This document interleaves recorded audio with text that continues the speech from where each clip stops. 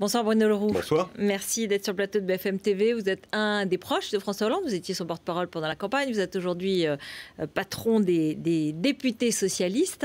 Et vous revenez évidemment comme un grand nombre de socialistes de ce congrès de Toulouse qui était censé peut-être réunifier, comment dire, amortir un peu le choc de l'arrivée au pouvoir, remettre un petit peu de bonne humeur le PAC socialiste qui est assez chahuté. Réorganiser le Parti socialiste. Nous sommes après une victoire à la présidentielle, ça ne nous arrive pas souvent, une fois simplement auparavant, enfin 2 fois avec François Mitterrand, mais là, 6 mois après, il y avait nécessité à réorganiser le Parti socialiste, à faire en sorte qu'il reprenne un travail qui soit un travail complémentaire à l'action du gouvernement. On voit bien que dans notre pays, il y a besoin à côté du travail au jour le jour que font les ministres, que fait le chef du gouvernement, qu'il y a besoin d'un président de la République pour éclairer, pour donner le cap, et qu'il y a besoin d'un parti pour faire de la relation de proximité, du débat en même temps.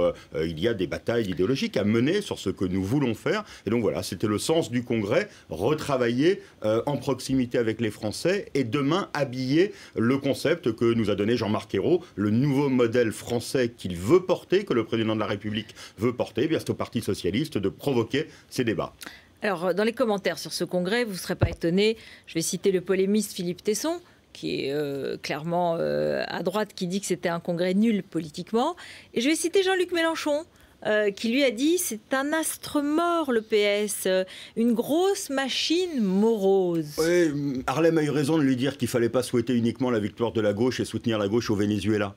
Il faut aussi la soutenir en France. Vous savez, il est un peu trop, Jean-Luc, dans la provocation, voire même quelquefois dans l'invective pour exister. Moi, je n'ai aucun complexe vis-à-vis du travail que je fais aujourd'hui. Je fais un travail de gauche, je suis à gauche. Elle est peut-être différente de la sienne, mais moi je veux qu'elle réussisse à changer le quotidien des Français. C'est fini alors, c'est fini le Front de gauche et le PS, c'est terminé, il était vexé parce que vous ne l'avez pas invité. Mais non, c'est fini, il n'y a plus de relations, il n'y a plus d'amitié, il n'y a plus de compagnonnage. Il y avait des partis de gauche qui étaient présents avec nous, il y avait un certain nombre de représentants du Parti communiste, mais en même temps il faut savoir où on se situe aujourd'hui.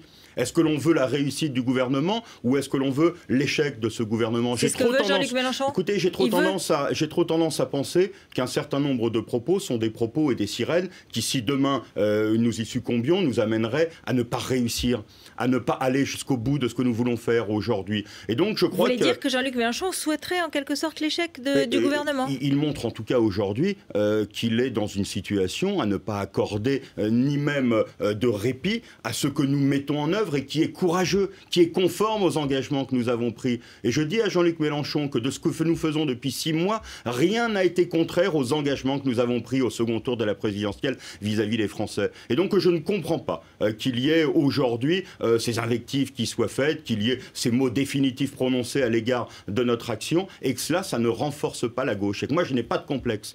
J'incarne la gauche aujourd'hui dans ce que je fais sans aucune difficulté. À droite, il y en a qui disent qu'ils veulent incarner la droite décomplexée et vous dites aujourd'hui la gauche décomplexée. Non, ce que je dis, c'est que je n'ai pas de complexe. Je suis à gauche. Et ce n'est pas parce que je suis en situation de responsabilité que j'ai oublié ce qu'était le programme du président de la République. Et personne ne l'a oublié, ni François Hollande, ni Jean-Marc Ayrault. Et nous assumons aujourd'hui, nous n'avons pas de leçons à prendre, ou plutôt, nous avons des leçons toujours à écouter quand elles veulent construire la victoire de la gauche et la réussite de la gauche. Alors vous parliez de Jean-Marc Ayrault tout à l'heure et de son nouveau modèle.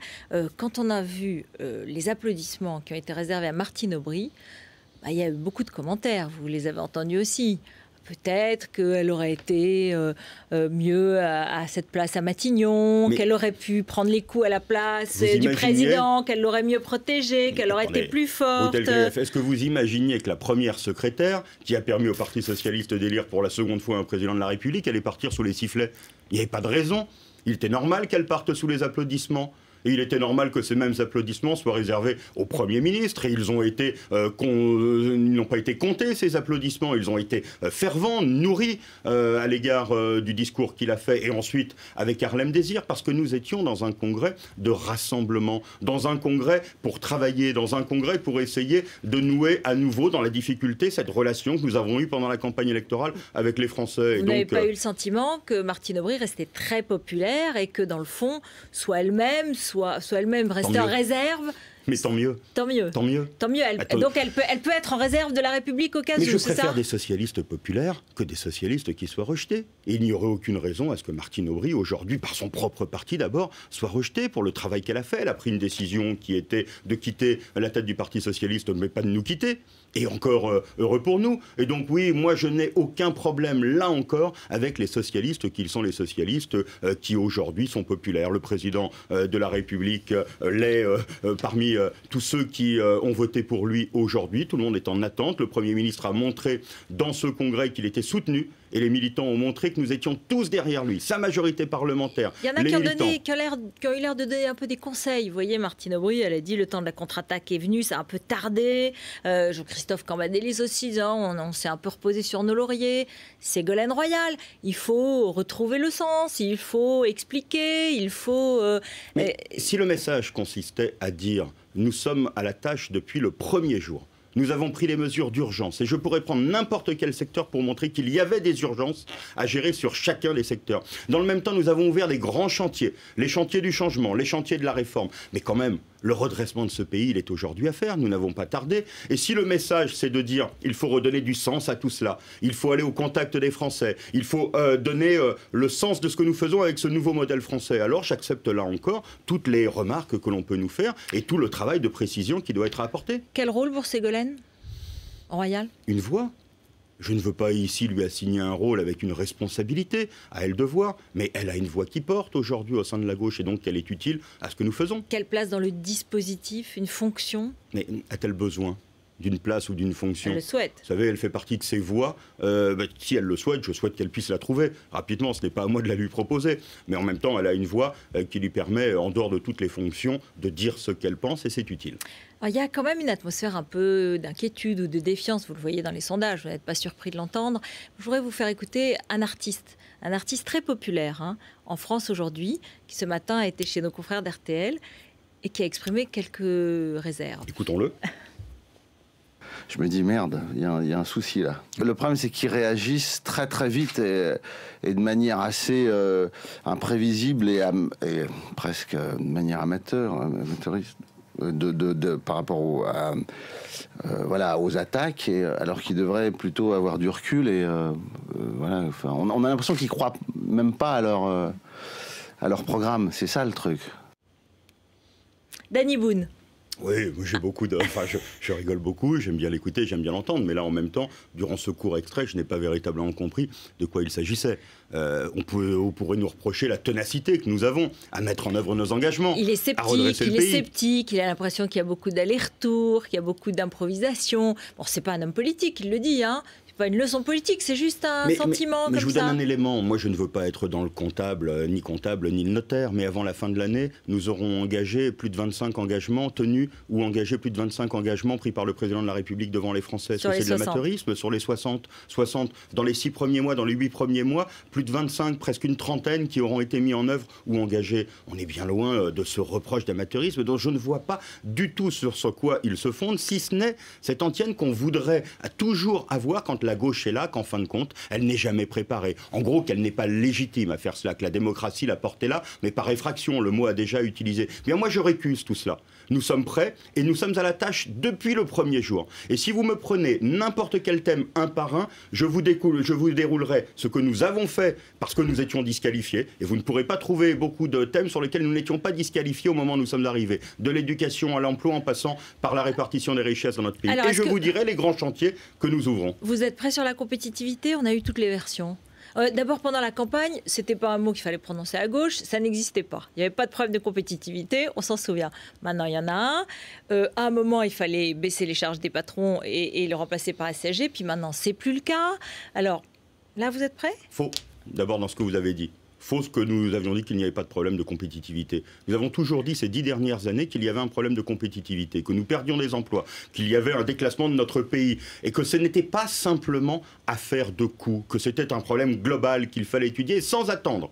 Là encore, nous avons pris une mesure qui était que pendant 10 ans, on avait parlé de cela, sans prendre aucune mesure, en parlant ici des 35 heures, ici du coût, sans prendre de décision, nous avons commandé un rapport.